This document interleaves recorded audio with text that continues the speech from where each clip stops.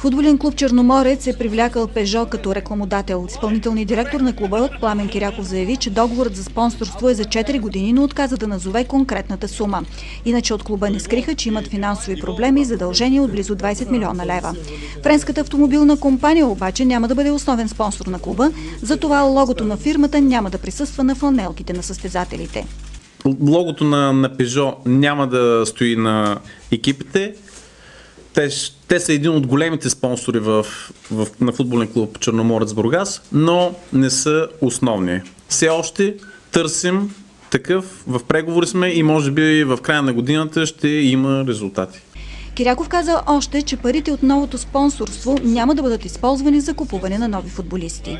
Не, политиката продължава да бъде рестриктивна.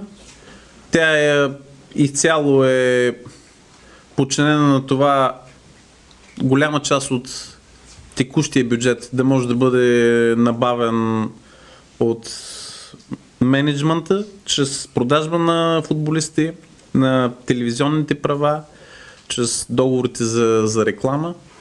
Положението на клуба е стабилно, но имаме затруднения, които трябва да преодоляваме. И те са свързани с натрупаните задължения във времето.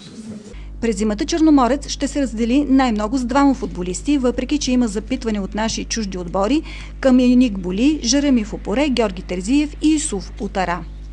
Отборът получи 6 автомобила от компанията. Днес старши треньора Димитър Димитров Херо, футболистите Боли, Георги Терзиев и капитанът на отбора Стоян Колев си направиха снимки с новите коли.